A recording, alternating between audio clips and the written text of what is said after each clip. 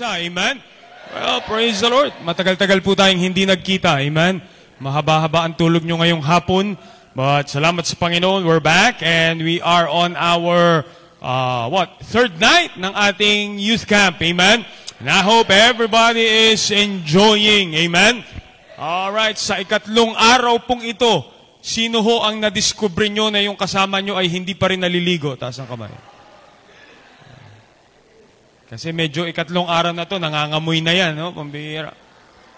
Sino yung napansin mo na kasama mo na hanggang ngayon ay hindi pa rin pala nagbibihis ng damit? Amen? Kawawa naman po kayo.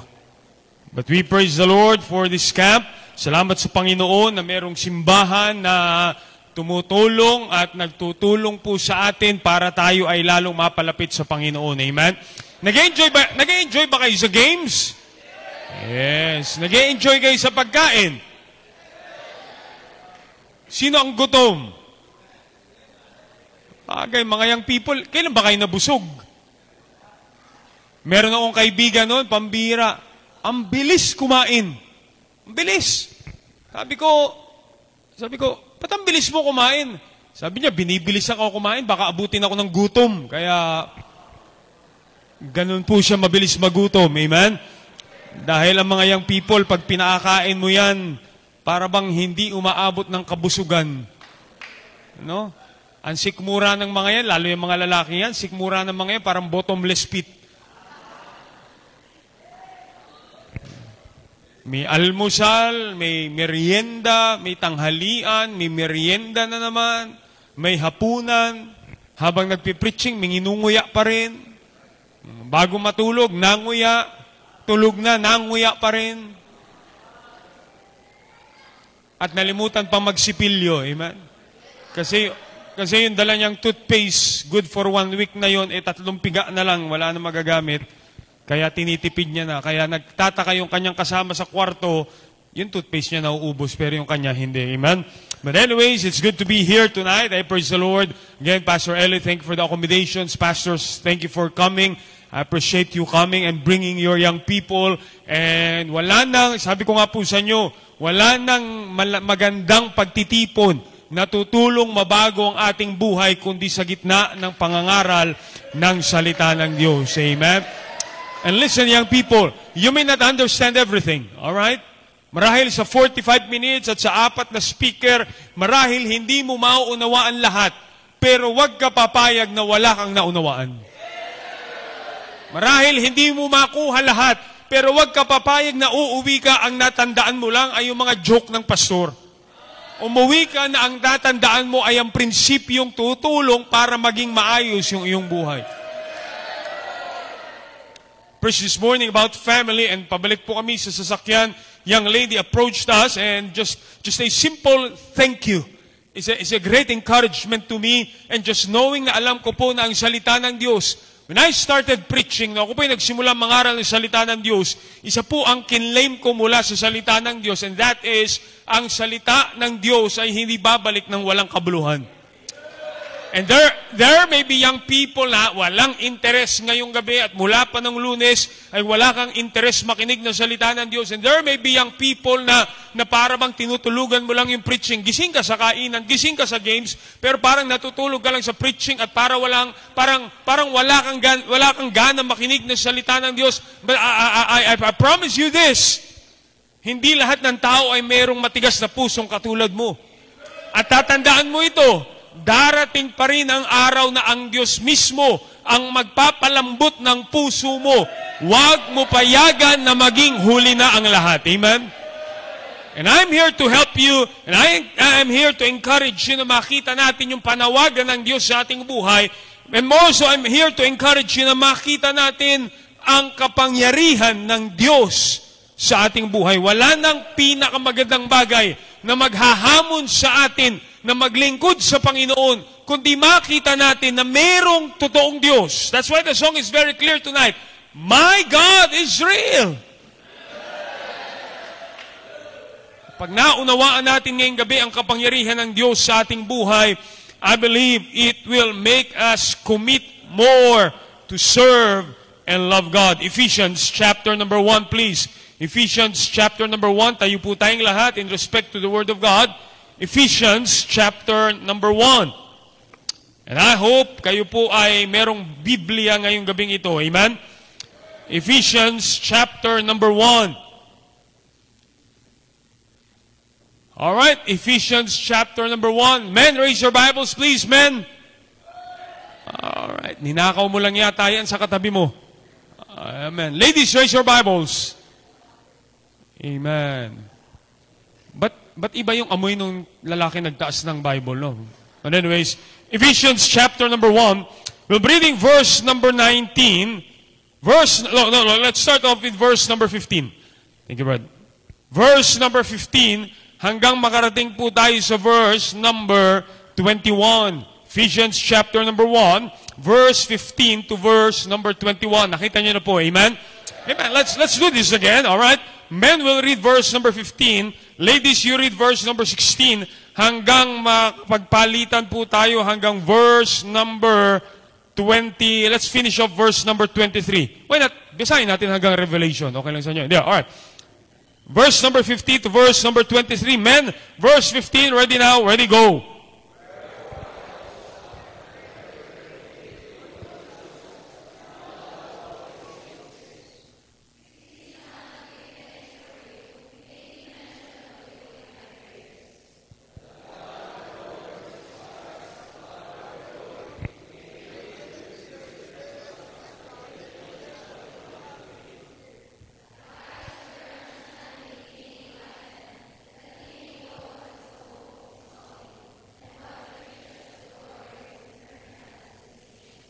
And what is the exceeding greatness of His power to usward who believe, according to the working of His mighty power?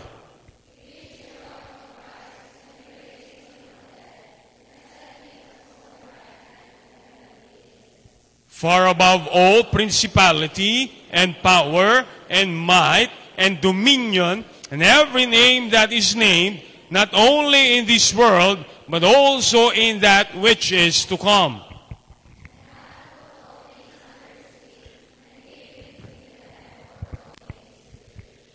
Which is His body, the fullness of Him that filleth all in all. I want you to notice verse number 19. Sabi ng Bible dito, verse number 18, the eyes of your understanding being enlightened. Okay? Ang inyong mata, spiritual na mata ng pangunawa ay nagliwanag, that ye may know what is the hope of His calling, what is the riches of the glory of His inheritance in the saints, and what is the exceeding greatness of His power to usward who believe, according to the working of His mighty power. Let's go to the Lord in prayer. Dakilang Diyos, salamat sa gabing ito. Thank you for the opportunity once again na tumayo po sa likuran ng pulpitong ito para mangaral niya inyong salita. I'm weak right now. You know me, O God. Alam niyo po ang aking kahinaan. Alam niyo po ang aking limitasyon. And you allow these things to happen para po, Panginoon, ang makita ay inyong kapangyarihan, ang inyong kadakilaan. At ang aking limitasyon po, Panginoon, ay sinusuko ko po sa inyo so that you will be glorified and you will work tonight po, Panginoon. At nawa, mga kabataan, as we magnify your power tonight, nawa, makita po namin at mapaunawa niyo po sa amin gaano kakapangyarihan ang Diyos na aming pinaglilingkuran. At ito po ang magtulak po sa amin ng masigasig na paglilingkod po sa aming buhay, O Diyos. Ito po aming hiling at dalangin sa pangalan ni Jesus. Amen, amen. Thank you. Be seated, please. And thank you for standing. Pwede na po kayo maupo. You're ready to listen tonight. Amen?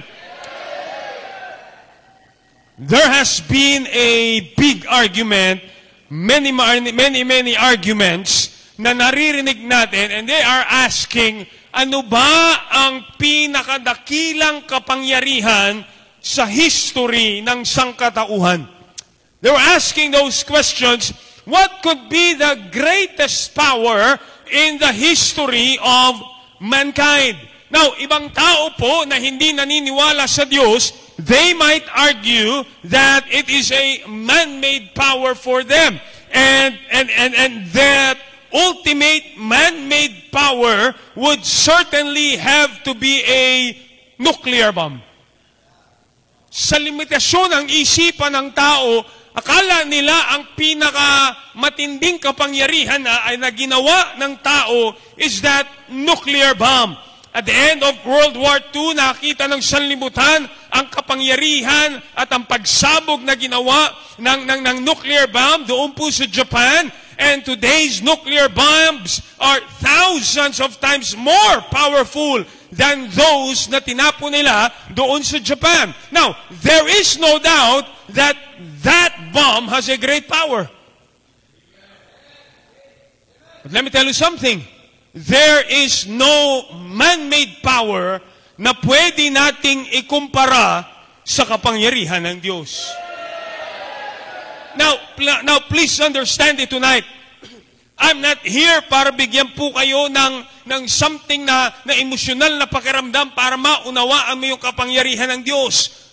I think lahat po sa atin ay mauunawaan kung naniniwala kang totoo ang Diyos, ay tatanggapin natin na merong Diyos at ang Diyos ay tunay na makapangyarihan at ito'y narapakita niya na at patuloy niyang pinapakita sa ating buhay. I was thinking about paano ba pinakita ng Diyos ang kanyang kapangyarihan. Some people believe that God has demonstrated His power through nature. I don't know if you were alive on 2008, pero I was researching that, at ang malakas na bagyong Typhoon Frank, ang isang bagyo na nagdulot ng matinding pagbaha dito sa Iloilo. Tama ba? 80% ng bayan is underwater and over 1/4 of a million people ang naapektuhan ng bagyong yan. Ang bagyong pong yan ay nagresulta ng maraming taong nangamatay at ng damage na over 500 million in agriculture. Now, imagine that widespread flooding na inabot ng mataas na 2 metro right here in Iloilo. And that is a storm demonstrating the power of God through nature. Yung bagyong Christine just last year, ito ay nag-apekto ng less than 200,000 people dito sa Iloilo. More than 3,000 homes ang winasak ng nasira and over 70 homes ang winasak ng bagyong ito. Maraming nalunod, maraming namatay, and it is just nasira ang maraming essential services dito sa inyong bayan because of that tropical storm, and that is a demonstration ng kapangyarihan ng Diyos through nature. But one thing I admire most na kapangyarihan ng Diyos ay yung kanyang kapangyarihan sa paglalang ng sanlibutan. Now, think about it. Anong uri ng kapangyarihan meron ang Diyos para lalangin niya ang sanlibutan just by mere speaking into it? Sinabi ng Diyos at nagkaroon ng nilalang. Now, nauunawaan niyo po ba? I think it is being well taught in many public schools and in many secular colleges. Kaya nila tinuturo at dinideny ang 6-day creation at pinipilit nilang ituro sa inyo, sa mga kabataan, na ang tao, ang teorya ng evolution ay para basagin ang katotohanan na mayroong makapangyarihang Diyos. I don't know how rampant it is here, pero sa Maynila, sa mga public schools at sa mga colleges, there will be schools na tuturo sa mga estudyante na ang lolo ng lolo ng lolo ng lolo ng lolo mo ay minsan unggoy. Papayag ka ba na ang mga ninuno mo'y may buntot?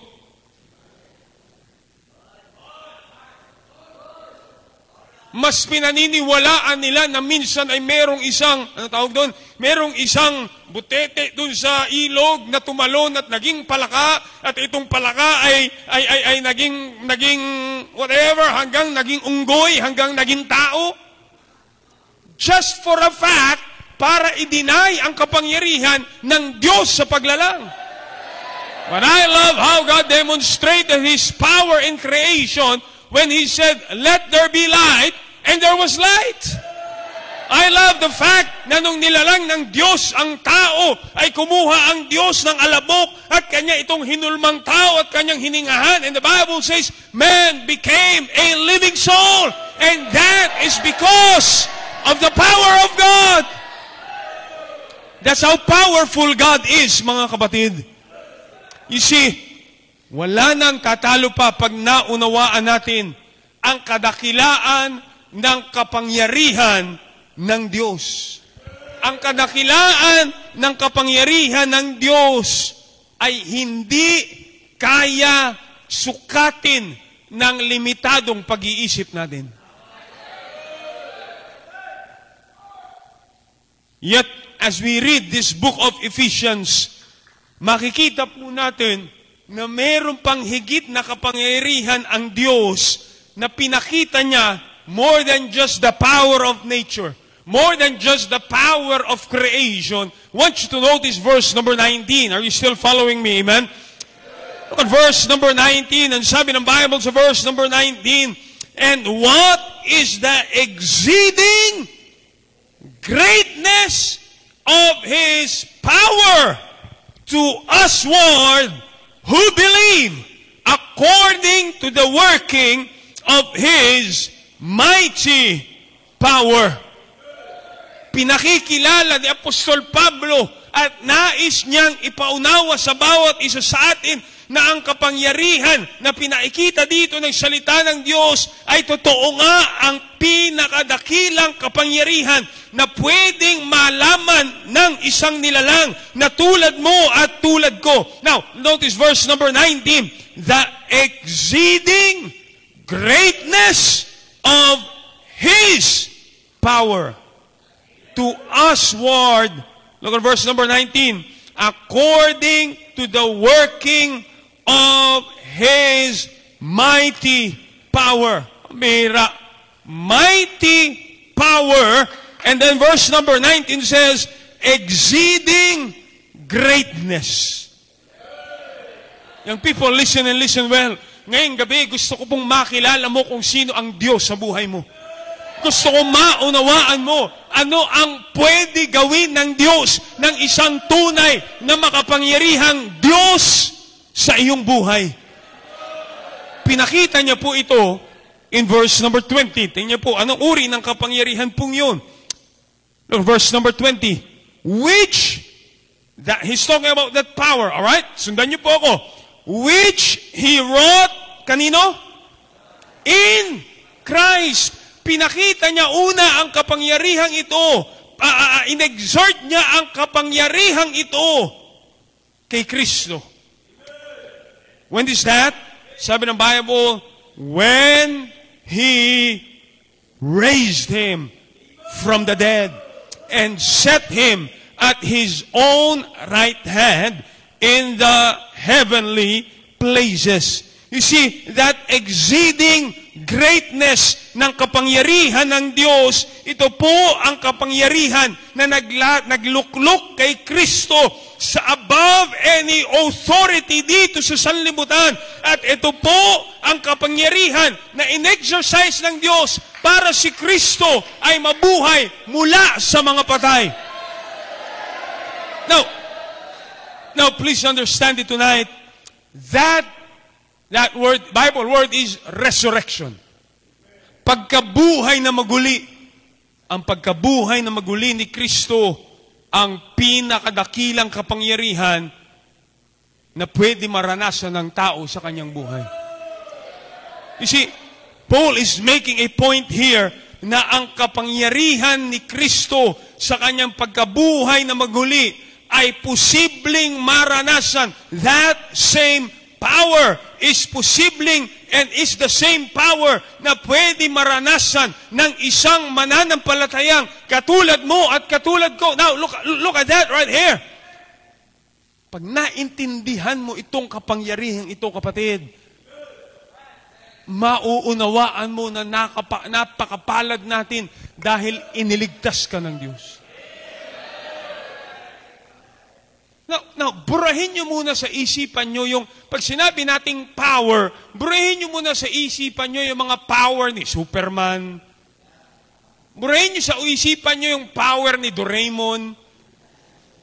Burahin nyo sa isipan nyo yung power ng Dragon Ball Z.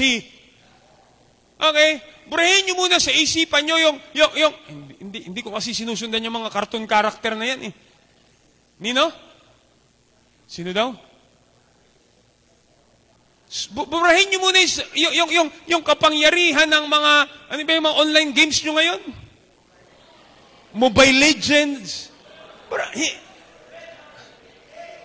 Alam mo, ang kapangyarihan lang meron ng Mobile Legend, kapangyarihan ng kuryente. Pag pinatay mo yung kuryente, wala na ah. Masyado kang bumibilib sa kapangyarihan ni Superman, ni Batman, ni Gagamboy. Ang lalaki mong tao, ni Darna. Nauunawaan nyo ba?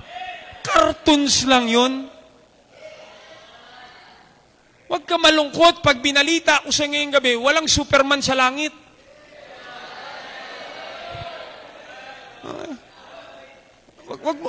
Huwag masyadong paniwalaan yung kapangyarihan ng Pokemon cards mo. Mira college ka na, ang nasa wallet mo, mga cards ni Pokemon pa.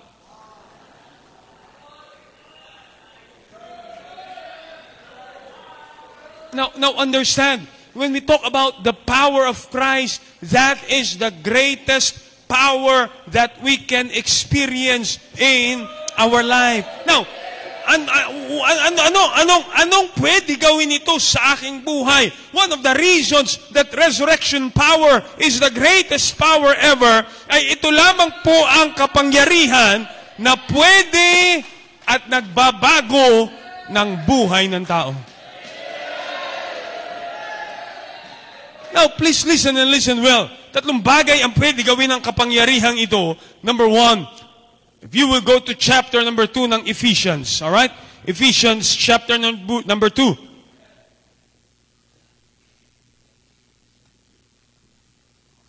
This will be simple message tonight.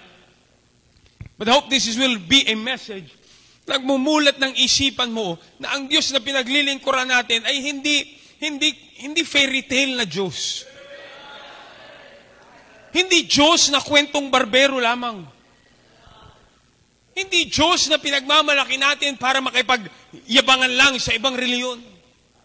Sabi ni Pedro, alam nyo, yung lolo ko, magsasaka yun. Nagtanim yun ng kalabasa. Nung inani nyo yung kalabasa, ang laki ng kalabasa.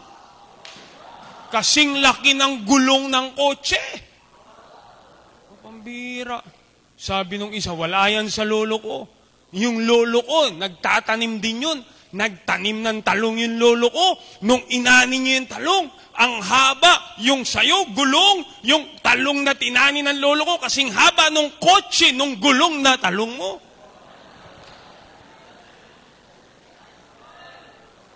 Ang bira, no?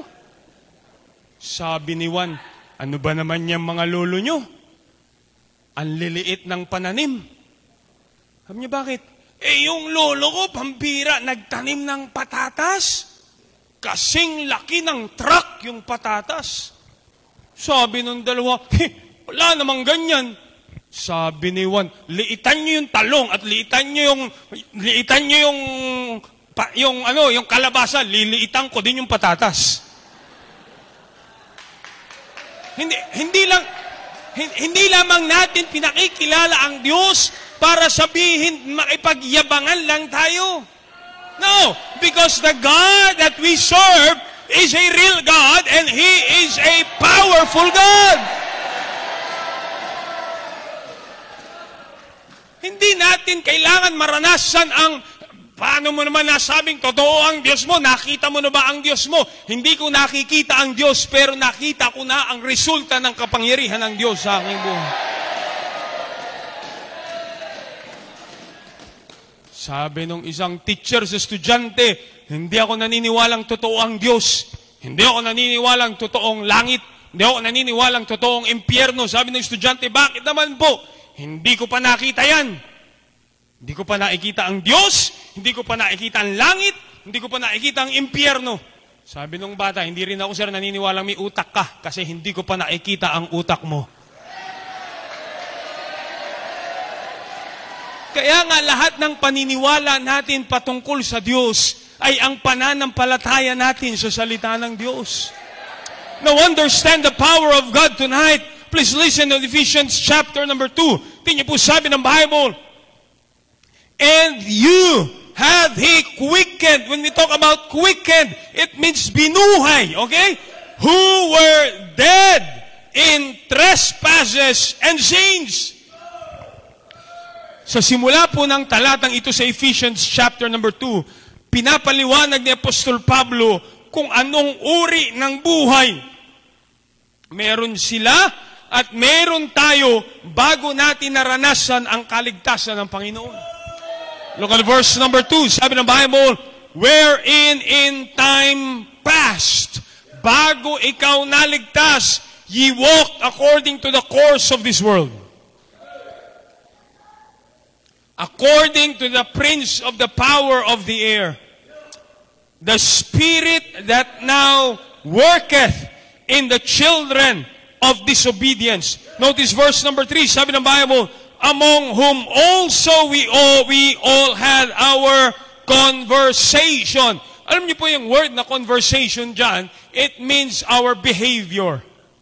Yung iyong lakad, yung iyong gawi, yung iyong pamumuhay. Among whom also we all had our conversation in times past in the lust of our flesh. When we talk about lust, pinag-usapan po natin dito yung mga makasalanang pagnanais natin. Lust of our flesh and the fulfilling the desires of the flesh, and were by nature the children of wrath, even as others. Hindi ba ganyan ang buhay mo bago ka naligtas? Ikaw ay alipin ng gusto ng iyong laman. And in times past, ikaw ay lumalakad ayon sa gawi ng sanlibutan ito. According to the prince of the power of the air. You know who's the prince of the power of the air? That is the devil himself. Ang pamumuhay mo ay ayon sa gusto ng sanlibutan at ayon sa naisin ng dyablo. That's your life and that is my life. But look at verse number 4. But God, who is rich in mercy, for His great love wherewith He loved us, even when we were dead in sins. Patay sa kasalanan, that means, ano nang ginawa? Sinisira na ng kasalanan ang buhay mo, pero wala ka pa rin nagagawa. You know why? Patay tayo sa kasalanan. The Bible says, we were dead in sins, hath quickened us together with Christ.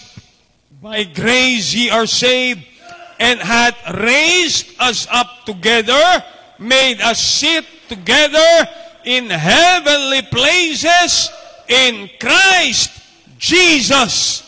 Let me tell you what we can do with that power of God in my life. Number 1, it conquered your past.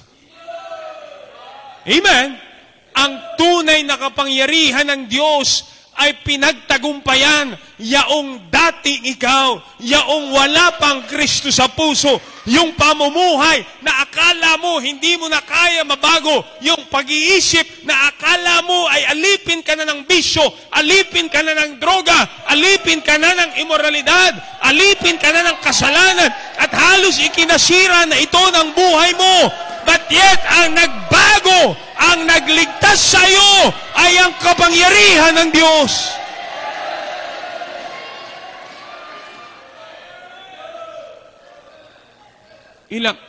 Ilang beses ka na nadismaya noon bago ka naligtas.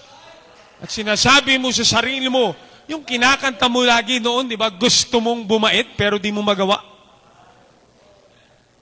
At lahat na ay ginawa ng magulang mo para umayos ka. Pinakulong ka, rehabilitate ka, pinalo ka, kinulong ka, pambira. Paglabas, ganun pa rin. Binarangay ka na, itinaboy ka na ng pamilya mo, Pinalayas ka na lahat. Pinatigil ka na sa pag-aaral. Kinumpis ka na ang telepono mo. Lahat na ginawa ng mga tao para umayos ang buhay mo. Pero hindi nila maayos. Pero salamat minsan pa ang biyaya ng Diyos ay nagpakita sa ating buhay at nakilala mo si Kristo bilang tagapagligtas. Hindi simbahan ang nagbago sa iyo. Hindi ang pastor ang nagbago sa iyo, kundi ang kapangyarihan ng Diyos nung tinanggap mo siya sa puso mo bilang tagapagligtas. Young lady, akala mo noon, pambira. Alam niyo yung salitang pambira, humaling ka sa artistang Koreano na gwapong-gwapo ka. Diba? Akala mo ikaw yung susunod na Miss Universe. Diba? Ikaw na kabataang lalaki, akala mo ikaw yung crush ng bayan.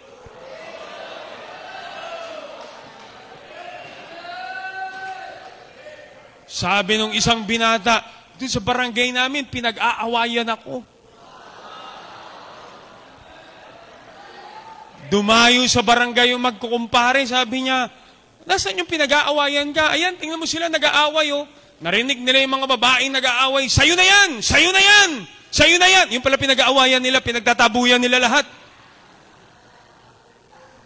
Yung masyado kang bilib sa sarili mo, yung masyado kang sakim na sa maraming material na bagay. And you have tried everything you can para baguhin lahat ito. Akala mo, alipin ka na ng pornografiya habang buhay. But because of the power of Christ, you have conquered that past. Niligtas ka ng Diyos. Nabitawan mo ang bisyo mo, hindi mo alam kung paano. Na luminis ang marumi mong pag-iisip. Nabitawan mo yung alipin sa iyo ng kasalanan at yan ay hindi kaya gawin ng gobyerno, yan ay hindi kaya gawin ng bilangguan. Si Kristo at ang kanyang kapangyarihan ang nagbago ng iyong buhay. Understand it tonight. Many times, young people, dadayain ka ng dyablo na wala ng pag-asa ang iyong buhay. Pero meron tayong Diyos na makapangyarihan and He will conquer your past. Amen? Alam nyo pa, yung kapangyarihan ni Kristo na mabuhay mula sa mga patay ay isang dakilang kapangyarihan. Ang pinakamabigat ng gagawin ng doktor sa panahon natin ngayon ay buhayin ang patay. May ho ba? May kasabihan nga, di po ba? Pag umiling ang doktor, patay ang pasyente. Ibig sabihin, wala nang pag-asa yan. Kahit anong gawin mo ay wala nang pag-asa yang mabuhay pa. Kaya nga yung mga nagsasabing mga reliyon na nagpapagaling sila na may sakit, yung mga reliyon na nagsasabing bumubuhay sila ng patay, isa lang naman ang hamon ko sa kanila. Pumunta sila dun sa Manila Memorial at pagbubuhayin nila lahat ng patay dun sa simenteryo. At kung tunay sila nagpapagaling ng sakit, pumunta sila dyan sa ospital ng Iloilo at paggagalingin nila may sakit.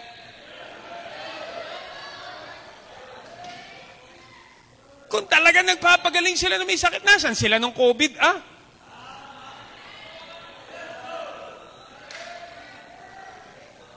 Ang bira, nakalagay sa karatula ng isang simbahan, meron daw healing crusade. Kinabukasan, nakalagay sa karatula, canceled po ang healing crusade. May lagnat po yung pastor nila.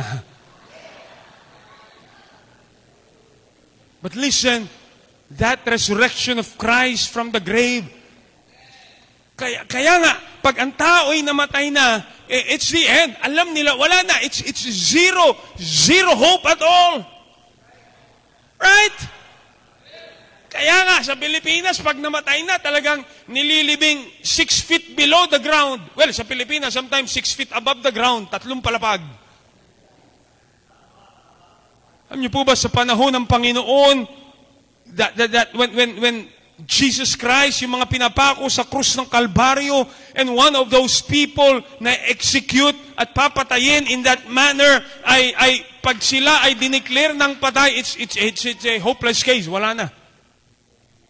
That's why the devil was so happy nung nakita niya si Kristong inilagay na sa libingan, akala niya matagumpay na ang dyablo. But because ang ating Kristo ay tunay na Diyos, siya'y namatay, pagpapatunay na siya'y nagkatawang tao, pero siya'y nabuhay na maguli, pagpapatunay na siya ay Diyos.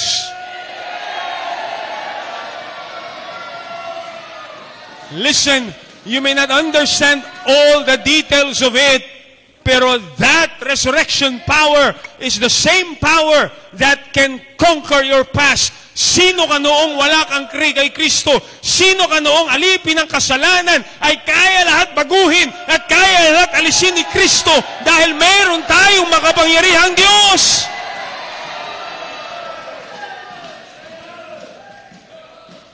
Huwag kang magpaparaya sa dyablo na alipin ka na lamang ng kasalanan habang buhay. Huwag kang magpaparaya sa dyablo. Ayoko na dyan sa simbahan na yan. Hindi nila kaya baguhin ang buhay ko. Hindi ka kaya baguhin ang simbahan, pero kaya kang baguhin ang Diyos. You see, that power of Christ can conquer your past. That power of Christ can remove you from being dead in trespasses and sins. Amen. That's why the Bible says, 2 Corinthians 5:17, if any man be in Christ, he is a new creature. All things are passed away. Behold, all things are become new. Maunawaan natin na meron tayong makapangyarihan Diyos at totoo ang Diyos na siya ay nagbabago ng ating buhay. He can conquer your past through the power of His resurrection. Kala natin wala ng pag-asa. Kaya nga, huwag kang magpaaplipin dyan sa nakaraan mo. It is that same power na nagbago sa isang Saulo na mamamatay tao at natagpuan na lang natin siya nangangaral ng salita ng Diyos. It is that same power na inakala natin na wala tayong magagawa para sa Panginoon. But that power does not stop with our past. It can conquer our past. Number 2 tonight, please listen and listen well. Look at verse number, Ephesians chapter number 2. I hope you're still listening. Amen? Ephesians chapter number 2. Sabi ng Bible, verse number 8, for by grace are ye saved through faith, that not of yourselves, it is the gift of God. Not of works, lest any man should boast. Look at verse number 10. For we are His, what's the word? Workmanship, created in Christ Jesus unto good works, which God hath before ordained that we should walk in them. Ang kapangyarihan ng Diyos ay hindi lamang ito kinonquer yung ating nakaraan bago tayo naligtas. But listen, that power of God can also consecrate our present. Consecrate. Ipaging banal kung sino tayo ngayon. Now, it is not easy to live ang buhay Kristiyano natin sa mundong puno ng kasalanan. Please listen well tonight, young people. Let me understand. Let's understand your challenge. Masarap maging ligtas. But, hindi madaling mamuhay bilang Kristiyano sa magulo at marumi at maputik na sanlibutan ito. Napuno ng kasalanan. But you see, we understand, when we talk about consecrate, ito ay pinaging banal. Alright? when we try to live a consecrated life, yung pamumuhay na sinasabi ni Apostol Pablo. Look at verse number 4 ng Ephesians chapter number 1. Alright, Ephesians chapter 1 verse number 4. According He had chosen us in Him before the foundation of the world, that we should be what? Holy and without blame before Him in love. Okay? That is a consecrated life. Ang mamuhay ka ng malayo sa kasalanan at mamuhay ng banal sa harapan ng Diyos, that is not easy. Dahil tayo araw-araw ay gumagalaw sa mundo ng puno ng kasalanan. Tayo nabubuhay sa kultura na ang kabanalan at ang kaayusan ay tinatawanan ng sanlibutan. Naunawaan nyo ba ang henerasyon ng mga kabataan ngayon? Nabubuhay ka sa henerasyon na yung mali ay pinupuri at yung tama ay tinatawanan.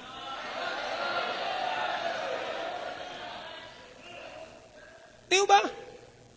At tingnan nyo, pati nga minsan mga tunay na Kristiyano, pati yung joke ng mga bakla sa telebisyon, nakikitawa na rin tayo eh.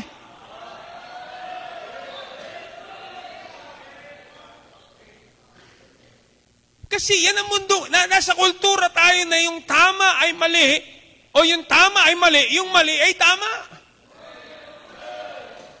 But yet bilang anak ng Diyos, sabi ng Bible, we are His workmanship, created in Christ Jesus unto good works. Lahat po tayo ay humaharap sa maraming hamon araw-araw sa ating buhay. At pag tayo hindi naging maingat, ang sirkumstansya, ang mga nangyayari sa ating buhay ay naglalayo sa atin sa Panginoon. It may be hard to live a consecrated life, but always realize there is that power na kaya mo paglabanan ang tukso ng kasalanan. When we talk about consecrate our present, itong pamumuhay natin na ito. Wala pa tayo sa langit, nandito tayo sa lupa, pero yung mahirap na pakikibaka sa mundong ibabaw na ito ay kaya mo pagtagumpayan dahil meron kang kapangyarihan ng Kristo sa iyong puso.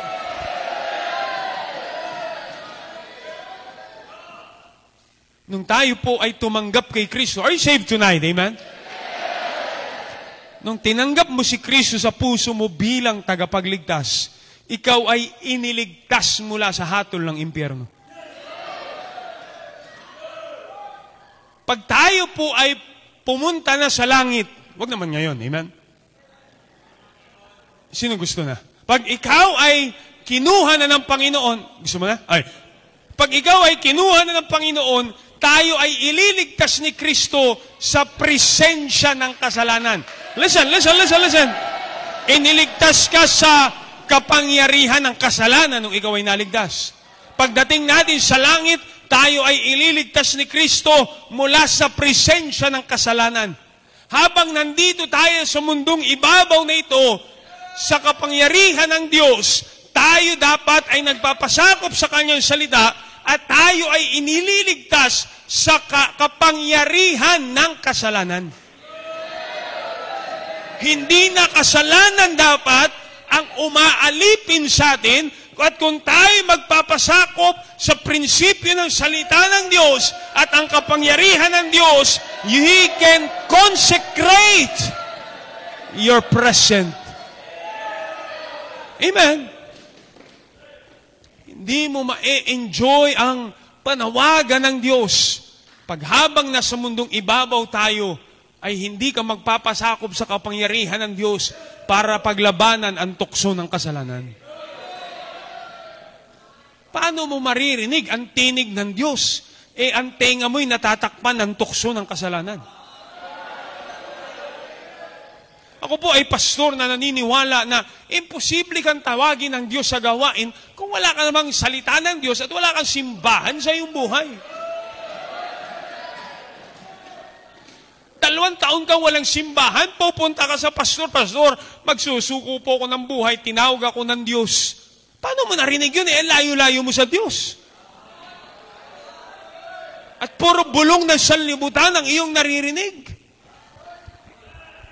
That's why it must be an attitude of us to let that power of Christ consecrate us and understand we are His work, we are His workmanship. Payagan mo ang Diyos kumilos sa iyong buhay, gumawa sa iyong buhay, alisin ang mga bahid ng kasalanan. Understand this, understand this. Kung iniisip mo ang pag-full time, pag nag-full time ako, mawawala na yung paninigarilyo ko. Pag full time ako, mawawala na yung pagsasayaw ko. Hanggat sa kinatatayuan mo ngayon ay namumuhay ka dyan. Pag ikaw ay pumasok sa Bible school, bibit-bitin mo lang yung mga kasalanan na yan. And I have talked to many a Bible student na akala nila nung nag-Bible school sila, superhero na sila tanan, wala na akong vision. No, hanggat hindi ka nagpapasakop sa kapangyarihan ng Diyos, you will never be consecrated in your present. Amen?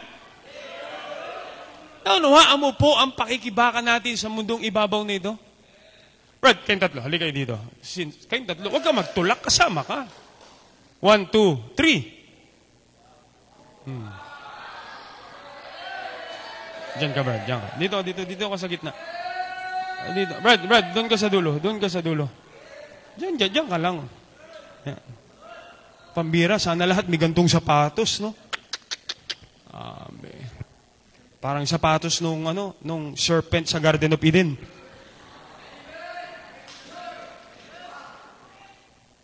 Kung nawawalan po kayo ng sapatos, siya po yung may suot, mga kapatid. Alam niyo po, nung wala pa tayong Kristo sa puso, tayo namumuhay sa laman. Sinful nature. Ama, old Adamic sinful nature. Lahat tayo galing kay Adan, kaya lahat tayo ay makasalanan. Amen? Ito yun, makasalanan. Ito ka. Mukha nga, no? Ang pangalan mo. Ito po si Joseph na makasalanan. Amen? This is us. Pero nung ikaw ay naligtas, ito yung pamumuhay natin. This is the sinful nature. Alright? And when we got saved, ang ninanais ng Diyos, our life should be consecrated. Nabubuhay ng merong, banal ba to? Parang hindi yata, no? Merong kabanalan. So here is a Christian. Anong pangalan mo, Brad? Nasaan na yung Christian ko kagabi? Nag-backslide na? Nasaan na si Christian? Ay, sige na, tulog ka lang. Okay ka lang dyan. No? Ang pangalan mo? Si Edison. Ito ang isang Kristiyano. Bago tayo naligtas, before we got saved, tayo nabubuhay sa mundo ng kasalanan. We live in the flesh. Alipin ng bisyo, alipin ng immoralidad, alipin ng pornografiya, alipin ng dinudyos ang mga bagay ng sanlibutan ito. We are serving the creature more than the creator.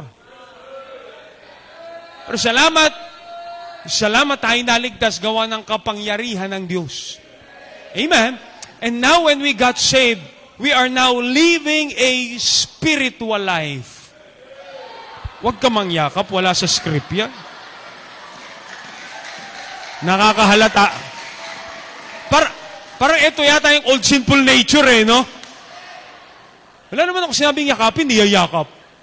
Kanina pa kayo dun sa upuan Hindi. Diba? Nung tayo naligtas, we are learning to consecrate our present. Iniwan na natin yung gawin natin noon bago tayo naligtas. Amen? Hindi mo maririnig ang panawagan ng Diyos dito. Amen? Pero nung ikaw ay nakikinig ng salita ng Diyos, nakikinig ng preaching, sumasama sa youth camp, nagpapasakop sa salita ng Diyos, naunawaan mo ang kapangyarihan ng Diyos, nagbago ng iyong buhay, and you have consecrated your present. When we talk about consecrate, we were set apart from the world. So this is the fleshly life. This is the spiritual life. Pero parang hindi talaga, no? Ayaw nila maniwala. Pero pag hindi tayo nagpasakop sa kapangyarihan ng Diyos, alam niyo nangyayari sa Kristiyano? Bumabalik. Now listen.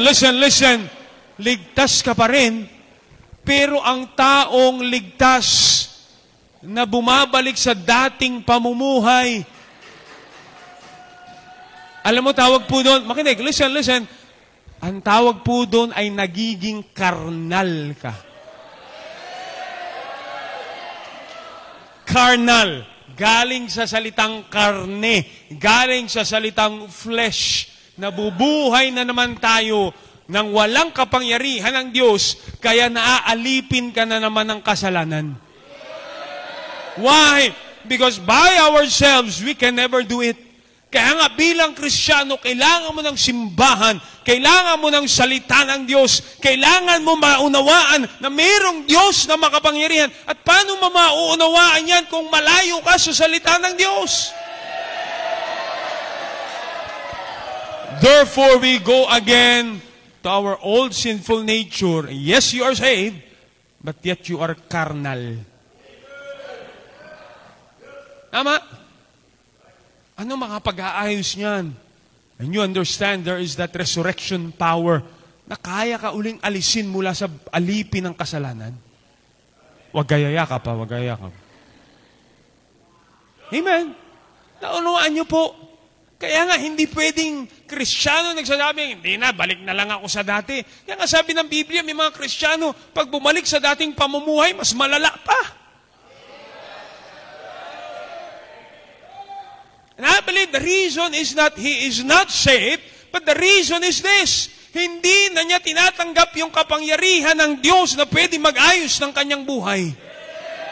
But let me tell you something, that resurrecting power, that power of Christ can conquer your past. That power of Christ can consecrate your present. Be seated, please. Thank you. Be seated, please. May kapangyarihan ng Diyos sa iyong buhay. Amen. Huwag mo payagan na ang magbago lang ng buhay mo ay yung takot mo sa pastor. Kasi pag wala ng pastor, babalik ka sa dati.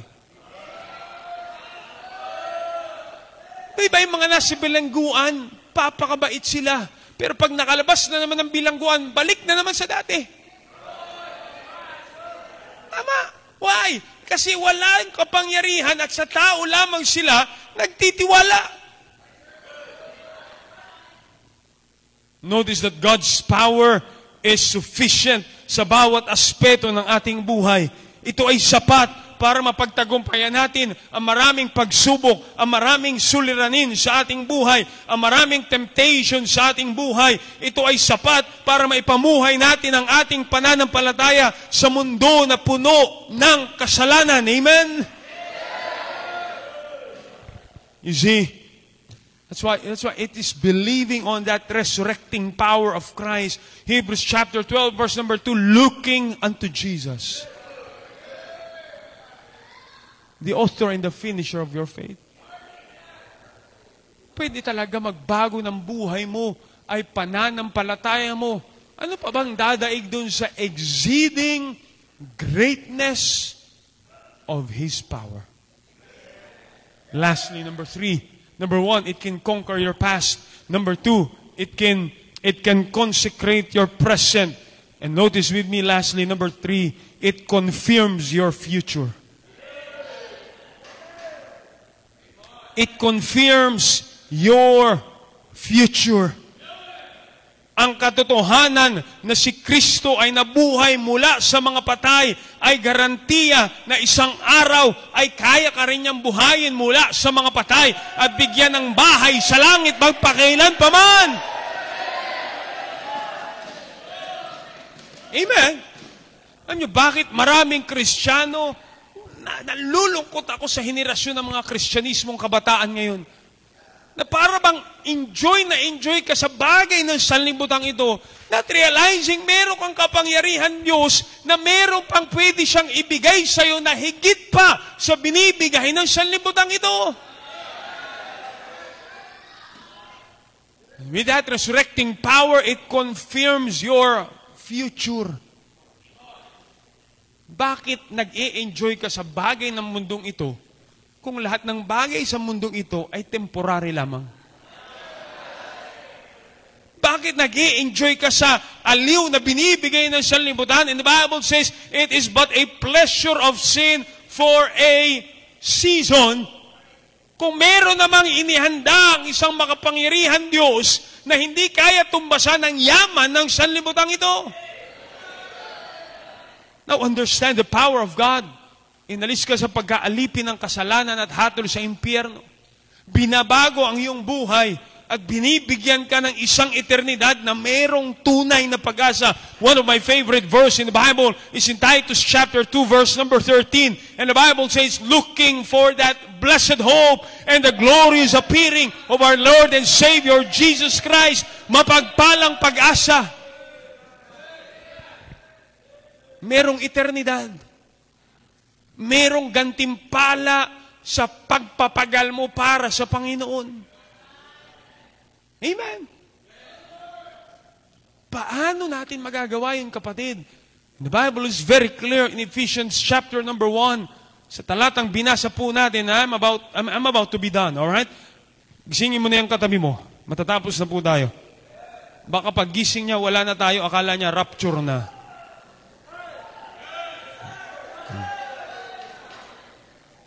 Yung mga napa-amen na yan, kagigising lang yan. Ephesians chapter number 1, the Bible says on verse number 20, which He wrought in Christ when He raised Him from the dead, set Him at His own right hand in heavenly places, far above all principality, power, dominion, might, every name that is named not only in this world, but also on that which is to come. The Bible says, verse number 22, and hath put all things under His feet, gave Him to be the head over all things to the church. Do you realize na ang sinasabi ng salita ng Diyos na ang kapangyarihan ng Diyos ay kaya kang paalisin sa pag-aalipin sa kasalanan, ayusin ang iyong buhay, and also provide one day na meron kang glorified body doon sa langit, kapiling ang Diyos magpakailan pa man. Now with that, tingnan po, sabi ng Bible sa 1 Corinthians chapter number 15. 1 Corinthians chapter number 15.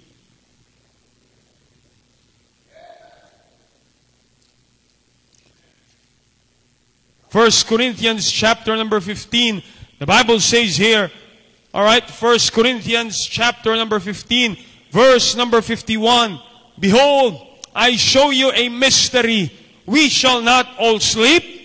Yung sleep po dyan ay hindi yung pagtulog na ginagawa mo sa service. Amen? Ang tinutukoy po dyang sleep ay ang kamatayan. Alam niyo bakit ginamit ng Bible yung word na sleep?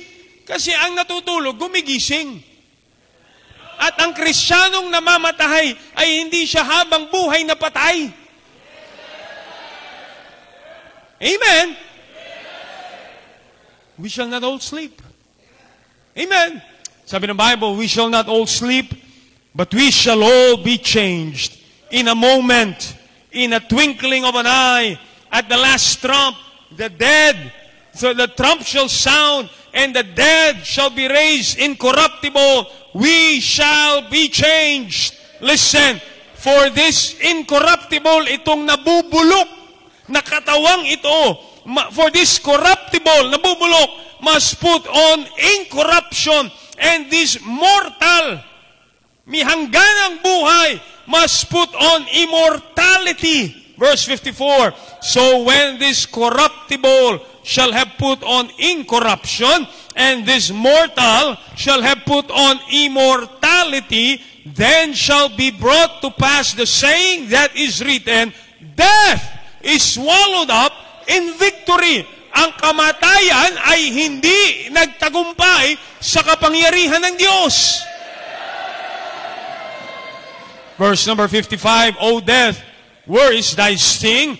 O grave, where is thy victory? The sting of death is sin. The strength of sin is the law. Verse 57, but thanks be to God, which giveth us the what? victory through our Lord Jesus Christ. Ang tagumpay natin ay nasa kapangyarihan ng Panginoon. Verse number 58, therefore, my beloved brethren, be ye what? Steadfast, unmovable, always abounding in the work of the Lord, that your labor is not in vain in the Lord. Ang kapangyarihan ng Diyos na bubuhayin ka sa hinaharap. Sa mundong ito, mamamatay tayo pisikal. Gusto natin mabuhay ng mahaba, pero may hangganan pa rin ang ating buhay. Inumin mo lahat ng gamot na pangpahaba ng buhay. Pag nasagasaan ka ng tren, patay ka pa rin. May hangganan ang buhay natin sa mundong ibabaw nito. Alam niyo ba yung umiinom lang ng kape na matay? Paano yung kutsara, hindi niya tinanggal, nalunok niya, patay. May hangganan ang buhay natin dito. And in this world, we will have our physical death. But the power of God can raise us up again in heavenly places. Kaya nga sabi ng Bible, kung merong eternidad at may kapangyarihan ang Diyos para bigyan ka ng buhay eternidad doon sa langit, then let us not be weary in well-doing. Ang kapangyarihan ng Diyos ang magtulak sa iyo na meron akong Diyos na makapangyarihan. Bakit yung sanlibutan ang pinaglilingkuran ko? Meron akong Diyos na makapangyarihan. Bakit ka nagpapaalipin sa kasalanan sa mundong ibabaw na ito? Meron kang Diyos na kaya kang buhayin mula sa mga patay. Bakit nagpapaalipin ka sa mga problema at nagpapaalipin ka sa temptasyon ng sanlibutan at hindi mo magamit yung kapangyarihan ng Diyos para magamit mo sa paglilingkod sa Panginoon at maging instrumento pa para maraming buhay ang mabago ng Diyos? Look, it's about time for us to rely on the power of God. To understand na mayroong makapangyarihang Diyos. Ephesians chapter number 3. Ephesians chapter number 3. Na-land with this verse. Nung kami po ay nagsimulang magmisyon sa Las Piñas 8 years ago. This coming Sunday will be the 3rd Sunday of our 8th anniversary. And we started gawain po sa Las Piñas May 7, 2017. Kasama ko po ang aking may bahay. Yung panganay ko po noon was a little 2 years old. Wala pa po yung aming bunsong babae. Just the 3 of us. Nilagay kami ng Panginoon sa Las Piñas and I don't know what the future holds. Pero nung naunawaan ko at kinlaim ko yung panawagan ng Diyos, I began reading that verse in Ephesians chapter number 3. And there I understood ang paglilingkod sa Panginoon ay hindi gawa ng sarili mong kagalingan. Maraming yung people ay maglingkod sa Diyos. Hindi ko kaya, nakakatakot. It's not by your power, not by might, nor by power, but by the Spirit, said the Lord. Ephesians chapter number 3, verse number 20. Now unto Him that is able to do exceeding abundantly above all that we ask or think, according to the what? Power that worketh in us. Now understand the verse. Unto Him that is able to do. Kaya niyang gawin. Notice the verse. Exceeding abundantly above all that we ask or think. Hindi mo na kayang ma-arok ng iyong isipan ang kapangyarihan na pwede gawin ng Diyos sa iyong buhay. And how will you experience that? Verse number 21 says, unto Him be glory in the church by Christ Jesus. Wala nang pinakamasayang paraan para makita mo at maranasan mong kapangyarihan ng Diyos, kundi sa pamamagitan ng magpapasakop ka sa isang simbahan na nangangaral at naniniwala din sa kapangyarihan ng salita ng Diyos. At dahil ang simbahang ito'y naniniwala, mag-aakay sila ng kaluluwa. Magyayaya sila ng mga kabataan para makita mo at mapatunayan mo na kaya baguhin ng Diyos ang iyong buhay. Na kaya ituwid ng Diyos ang baluktot mong buhay. Na kaya basagin ng Diyos ang takot sa iyong puso dahil merong Diyos na may kapangyarihan na hindi mo sukat akalain na kaya niya gawin sa iyong buhay.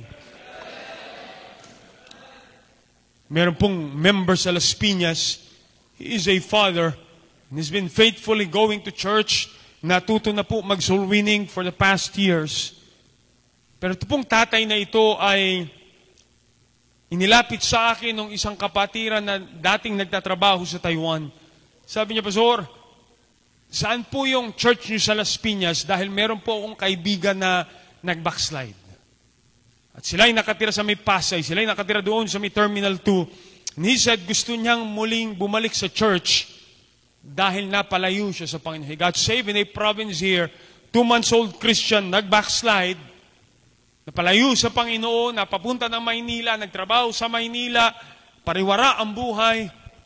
When I met this man, and he started sharing his testimony, bumalik siya sa dati niyang pamumuhay at sabi niya nga, mas naging masahol pa. Dahil natatagpuan niya na lang ang sarili niyang 3 araw na hindi pumapasok sa trabaho, nakikipag-inuman. Naglalasing na lang. Natatagpuan niyo yung sarili niyang nasa gilid ng kalsada nakakatulog.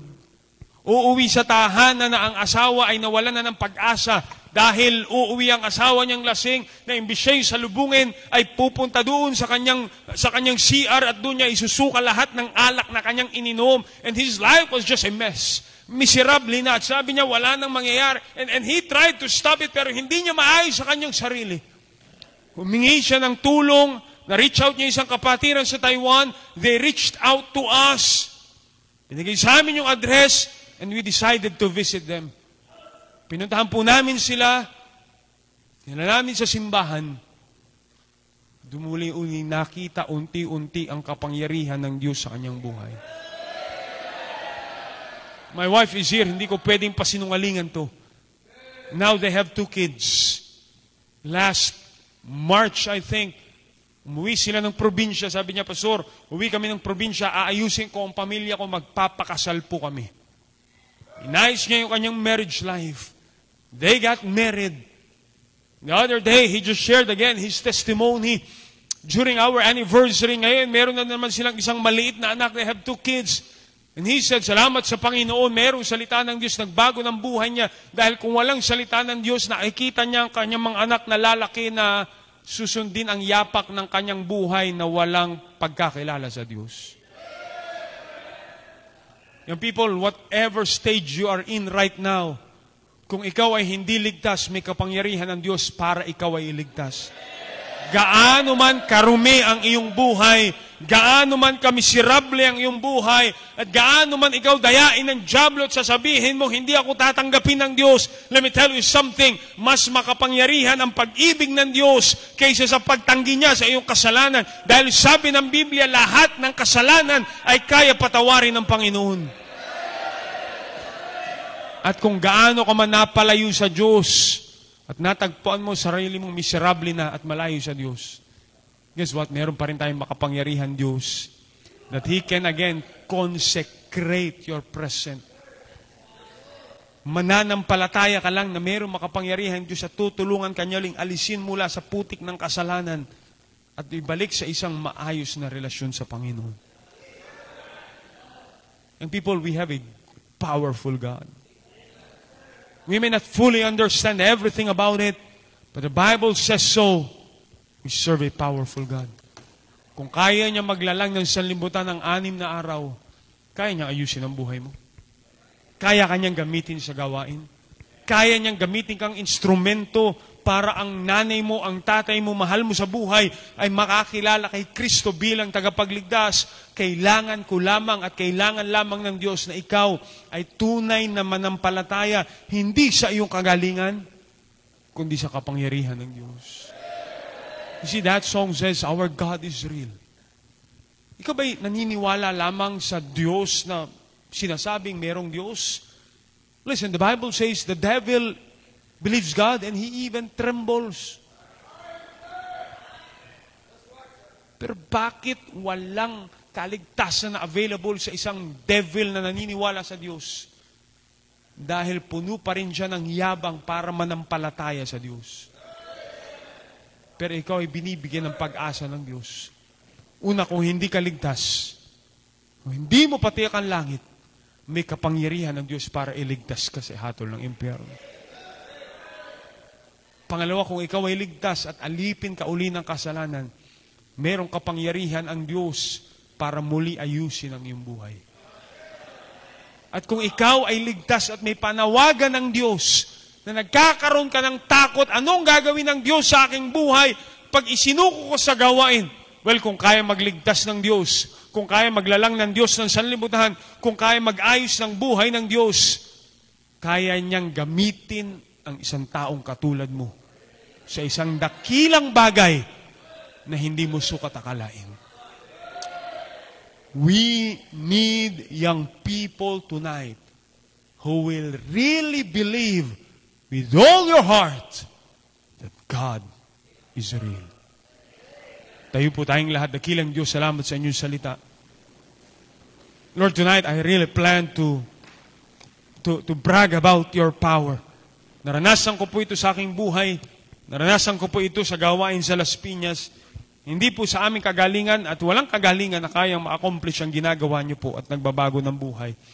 But I pray tonight, every young people, we may not fully understand all it, but you said there is an exceeding abundant power of God that is available to us. Magkaroon kami ng buong pananampalataya. Hindi po hocus-pocus, hindi po emosyon, kundi tunay na pananampalataya sa inyo lamang lalapit, sa panalangin lamang, at magtitiwala sa pagsunod sa inyong salita, na ito lahat ay posible kung sa inyo po kami magtitiwala, O Diyos. I don't know how you will do it, but I believe you are powerful enough to change a life tonight. Bless you po ang invitation, bless you po ang mga decisions na gagawin ng inyong mga anak, sa pangalan ni Jesus. Amen.